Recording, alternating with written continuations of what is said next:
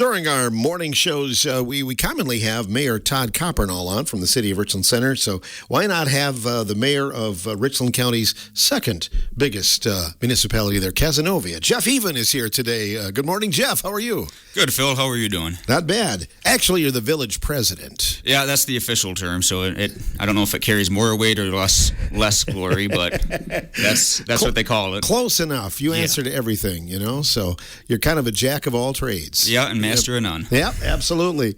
I wanted to ask you, though, seriously, really appreciated the fact that Cazenovia came down representing the fire department at the Race for Grace in the EMT Emergency Personnel Challenge. And tell us about what was that experience like? It's just a nice time. It really, cancer impacts all of us, and especially the fire service. It is, so much research and development has gone into protecting firefighters from developing the various forms of cancer just from doing the job. And for us to be able to contribute in any sort of way, whether, it's something as simple as walking a mile in bunker gear, it's an honor for us to be able to do it, and it's pretty powerful. And it's, we were talking about it afterwards. I said it's an opportunity to interact with all our peers around us, the departments that, the only other time you see them is when you don't want to see each other. Yeah. And it's just a nice time that we can all get together and have a little camaraderie and contribute to, something bigger than us. Yeah, I hadn't thought about that, but yeah, you probably see them like a mutual aid situation or something like that. You don't necessarily see them in a social situation very often, do you? No, not typically. There's not a lot of fire department reunions around the area, so yeah. What is that like, walking a mile in that gear, though? It's pretty heavy stuff, isn't it? It is, but it's not as bad as you think it is. I don't know. Towards the end, you start to feel the burn in your calves a little bit, but the weather this year is beautiful for us.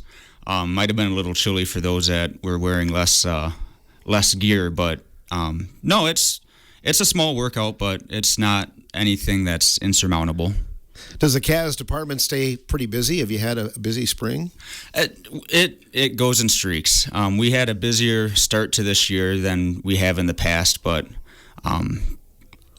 few car accidents, grass fires, and things of that nature. But it comes and goes. It will run nonstop, it feels like, and then the trucks might not move for what feels like weeks. So that rain has to help things a little bit too, in terms of taking a little of the threat away for grass fires and things like that. Yeah, it's definitely nice to see everything green back up again and kind of minimize that threat a little more than it has been.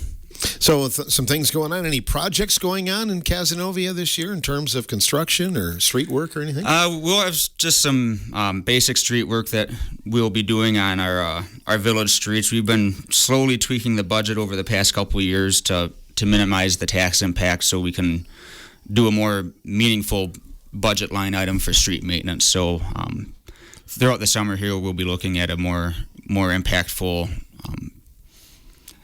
repair and maintenance on some village streets. Last year, the state came through and redid Highway 58, and we had to contribute a pretty significant part of the expense line item towards that. So that kind of ate up anything we could have done last year. So this year, we're looking to attack a few different items. But and just like anything, we're always punching forward ahead with projects at the park. Utilizing community donations and fundraisers for that. All the cool, fun things you see that happen at our ballpark at Memorial Park those are not tax dollars. Those are all raised through donations, like I said, fundraisers, and it's all purely community driven, which is what we're really, really proud of. Yeah, it's my favorite place to broadcast a game because you're basically right on top of the action there. But you guys have made significant improvements. And as I always say, when Cazenovia baseball team plays, it's an event. It brings people in from all over the area, doesn't it? Yeah. And that I was just speaking with Henry before this on, having our night league games at home on Friday nights so we can get the community to come out. They don't have to work on, Friday morning. And really that's, we're a baseball team, but we're a community organization. And having that fellowship, inviting the community out just to come out and, like I said, it's a social gathering with a baseball game in the background. Sometimes it feels like, but that's just really what we're about, getting everybody out and about. We've dedicated a few games in the past to some charitable causes, just because the fans support us so well, so that we have the opportunity to give back every now and then, and we're grateful to be able to do so. We're one of the smallest market teams in the home talent, but I think we have about the best fan base. Second, probably to Ashton. But, Yeah, I've said that for years. You go to suburbs of Madison, you go to your Keys, and they have fan support too. But when a village like Cazenovia can outdraw, some of those bigger areas, it's pretty impressive, isn't it? Yeah, it's something we're well known for, and our fan appreciation pig roast that we do every year towards the end of the season. We get requests from other teams like, "Hey, can we be your fan appreciation this year?" It's always a good time and a good meal, and I go, "Oh, well, we can't do everybody, so." But no, it's definitely a badge of pride for us to wear. You showed me a screenshot of last week. So Ashton goes to Cazenovia to play to open the home talent season, and you're renowned for more than just baseball, because someone had done a little caricature of the Cazenovia bus. So you're well renowned with that as well, aren't you? Yeah, I've mentioned before, and that definitely validated. We're getting to be about as well known for having the baseball bus as we are for having a baseball team, and again, that just kind of plays into that whole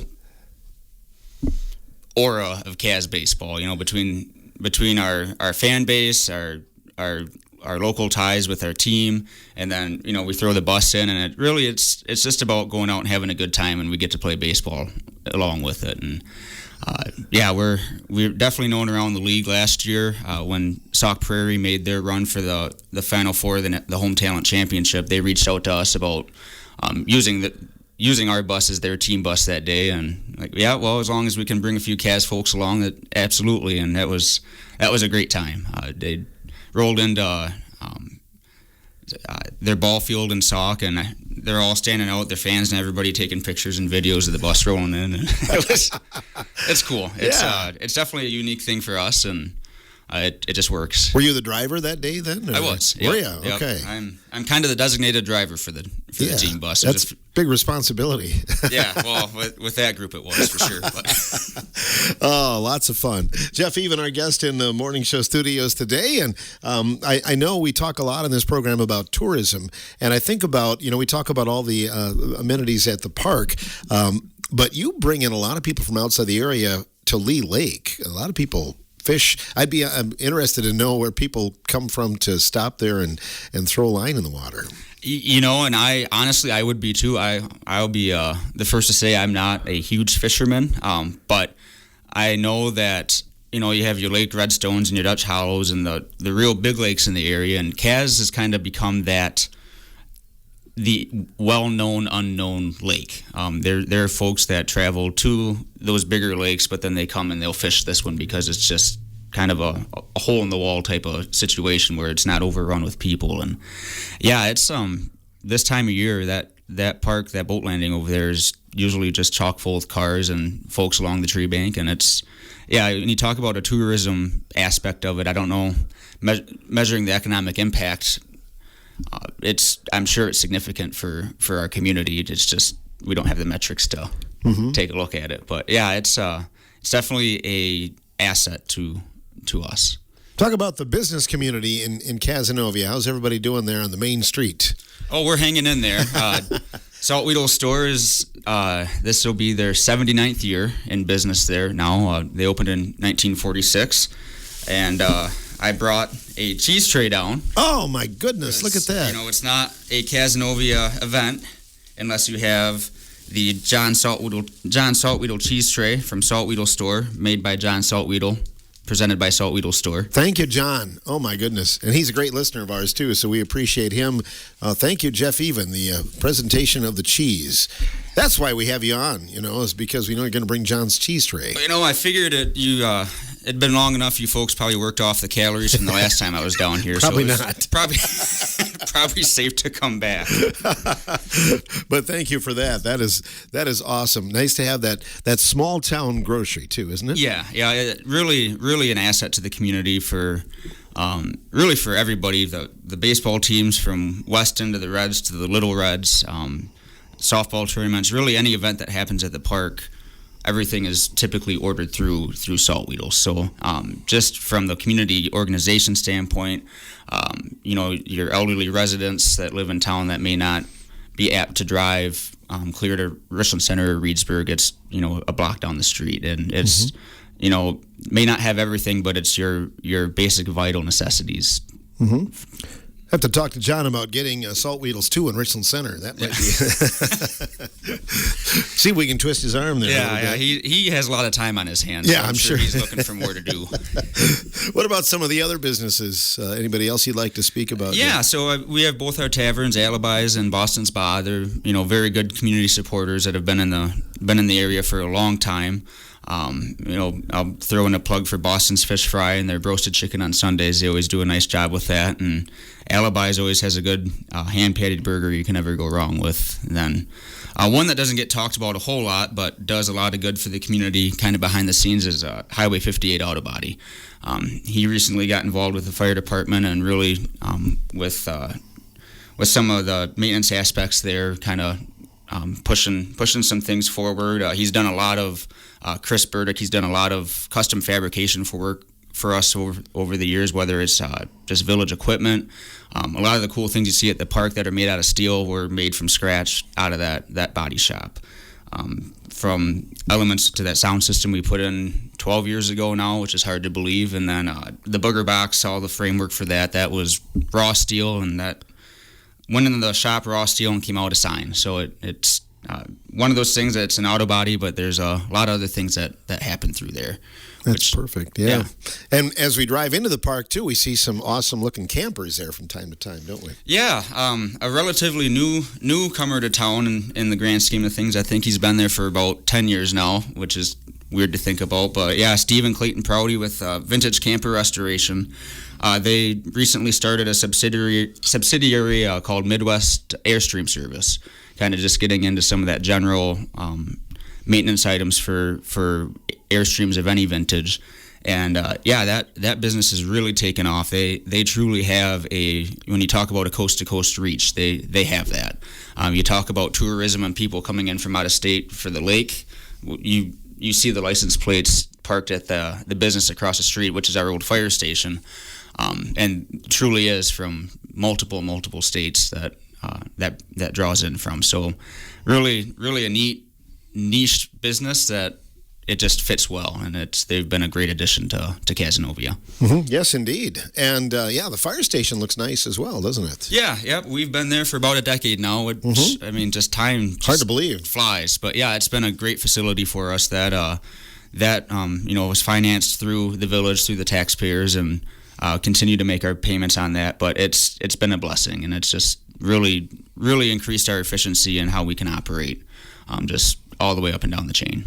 When is the Cazenovia celebration this year, Jeff? The celebration is the July 18th through the 20th. That's always a big time. I know we were up there last year for the parade and chicken barbecue at the Legion and lots of things going on. So I presume some of the same plans are in place this year. Yeah, there are certain things you just don't change. The Reds will play on Friday night and on Sunday. We have our celebration burgers all throughout the weekend, which we are well known for. Fireworks on Saturday night, and then we have a swing crew playing Friday night for us, and then High Mileage will be the live entertainment on Saturday evening. And then just a couple, Kaz unique things. We do the Hope It Floats raft race, where we pile just random items, and teams are allowed to pick and build their own raft and try and float it across Lee Lake. I should be there to broadcast that. Yeah, it's an interesting time. We've only had to drag a couple in with the fireboat, but and then the Didahoff family, they do some mowing in their pastures, and last year was the first year, and it was a hit. We do pasture golf. So it starts at the fire station. You bring your UTVs, and it's golfing in the pastures. And you might hit a cow pie, you might not, and you might get lost in the bush. But it's something unique, and it really was a good time. Great small town stuff there. Yeah, and speaking of the Dietloffs, adding to the Cazenovia care package here, I will warn you, I was told explicitly that this jar needs to come back to Kaz. Oh. So the next time you're at a Reds game, once you guys finish the pickles, but some homemade pickles from the Dietloff family. That's awesome. Thank you to the Dietloff family. And I'll let you know right now, if you don't like them, which you probably won't, I can just take them home with me and I'll take care of them. I think we'll find somebody around here. Knowing Hank, he'll probably wrap it in a piece of ham. He'll make a bologna pickle roll, or something. Wisconsin sushi. Yeah, there you go. That's what that is. Yeah. Wow, thank you. You did come bearing gifts today. Speaking of the Reds, we're going to be home a number of times this year, aren't they? Yeah, we lost a couple home games with one of the teams dropping out, and I did bring you a paper version of the schedule. Nice. Papers are sometimes always nicer than digital in a way, but we have a number of home games and on Fridays and Sundays that, again, we welcome anybody to come down to the ballpark, even if you're not from Kaz. It's just a good atmosphere. Definitely. You last year brought us some good Cazenovia trivia. I think we used one of them on our end of the year trivia-thon. Do you have anything this year, Jeff, that you'd like to share? Oh man, I was trying to think up and down of something specific on, what about Cazenovia does nobody else know? And I've probably forgotten everything that I know, but I'll have to come back to you for something for this year's trivia-thon because I am unprepared. Okay.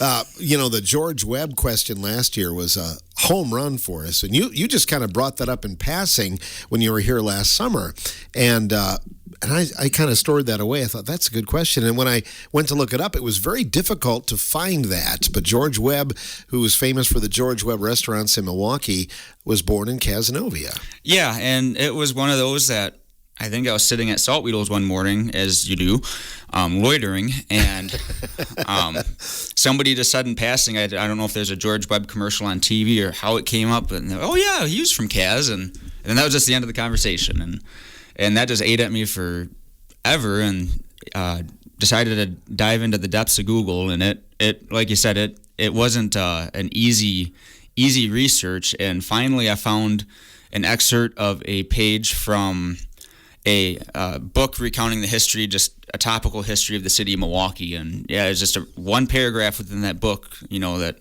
detailed the man destined to become Milwaukee's Burger King, George Webb, and then it went on to say he was born in northeastern Richland County in Cazenovia, and recounted some of his early years and how they got to Milwaukee. But a very obscure fact. I even tried going on the George Webb website, looking at the biography about him, and there's no mention of it there at all. It's just a very, very small piece of unknown history. That made it a good trivia question, but our question kind of read that, they still mention it on the Brewers, and if the Brewers score, I think it's 5 or more runs, they get free hamburgers the next day or whatever it is, priced right hamburgers. Hank's already getting in here with the pickles.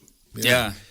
Well, Hank, you might want to come back, because I'll pivot into this right away, because this one's the most time sensitive. Okay. As far as preservation goes. So Weston sent down a care package of gelato. Oh, my goodness. From the sheep farm. This is vanilla flavor, so pretty much anybody should like it, I hope. Hank might not. Oh, he might. No, Molly just wanted to pass along, and on behalf of all of Weston, to thank you and WRCO for just all the things that you do for the area and your work in helping promote the good things that go on up at Weston. It's not a problem. We love promoting Weston, and but the gelato, they talk about it all the time when they come down to the morning show, and they talk, and I'm sitting here, my mouth waters every time. So now we finally get to sample it. Yeah, I thought I was bringing a pint, and it looks like it's more of a quart. So well, that's all right. We'll find a place for it. Yeah, I'm sure. Not enough for everybody. Huh? Not enough for everybody. Yeah, Hank's between pickles and gelato, we might think that he's expecting. Oh, well. I won't judge.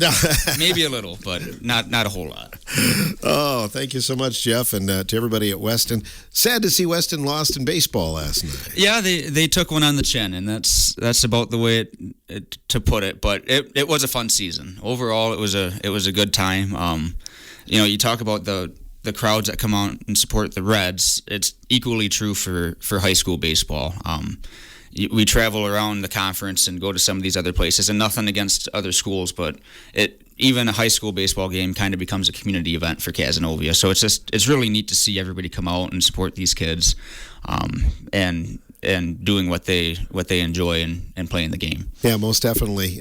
Good bunch of folks. When they went to sectional a couple of years ago and played Ithaca, I had to wonder if there was anybody else left in that part of the county. Certainly Cazenovia. Somebody probably shut off the streetlights when you left. I hope so. Otherwise, it's kind of like turning up the thermostat. Who's going to pay the bill? Exactly. Big bill for the village. Yeah, we might have left John Saltweedle behind to take care of that.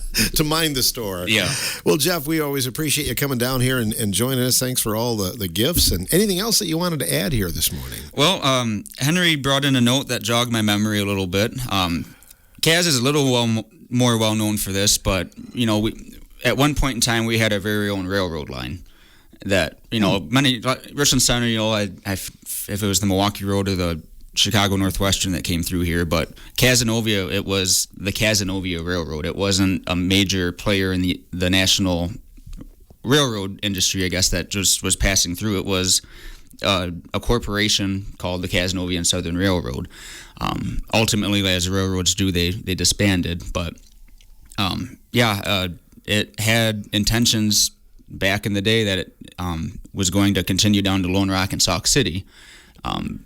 Those never quite came to fruition, and it went through a number of name changes. But ended its history in '35 with the Great Flood. And it was the Cazenovia and Southern Railroad. If you come into Caz and see the welcome sign, there's a little train.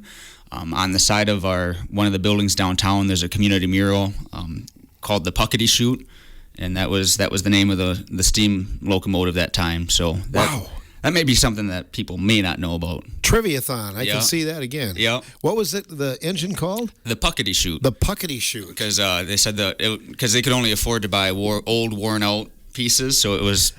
I think it was a steam engine destined for the scrapyard that they bought and used, and I think, if I remember correctly, it was just based off the noise it made. And then the tagline for the railroad was "slow and steady, do at most any time," because it was a homegrown railroad. The rail beds weren't pristine, so it chugged along pretty at an easygoing rate, but. So I wonder where the tracks went, up to Ironton maybe, in that direction? Yep. So actually the outfield of the baseball diamond that we know today were part of the stockyards for the railroad. Oh, sure, for stockyards, yeah. Yep, and then between the Legion Hall and what is now Vintage Camper Restoration is where the depot sat. So that was kind of a line of railroad buildings there, and it continued on pretty much following Highway 58 into the backside of Ironton, and then followed down through the flats and came into Laval, and it ran alongside the Northwestern Railroad there for a little whiles into their stockyards, and that's how you would get goods to and from Caz. Back in the day, Simpson Ford, when they were operating there, Model Ts would come in on the railroad and in their crates and go to the dealership, and they'd sell them. That is some good trivia and good history there, Jeff. Yeah. So good. And thanks to Henry for jogging your memory there. Yeah, there's just so many things going on that sometimes you got to have that. No doubt. Well, safe travels to you. We appreciate you coming down. We'll be seeing you at a game probably in the near future. Oh, I hope so. Yeah, absolutely. Jeff Even, who is the village president of Cazenovia and known by many titles. Cazenovia's most eligible bachelor. I think that's one too, isn't it? Or... Yeah, and probably least qualified. Thanks for coming down today, and thanks for all the gifts. You bet. Thank you.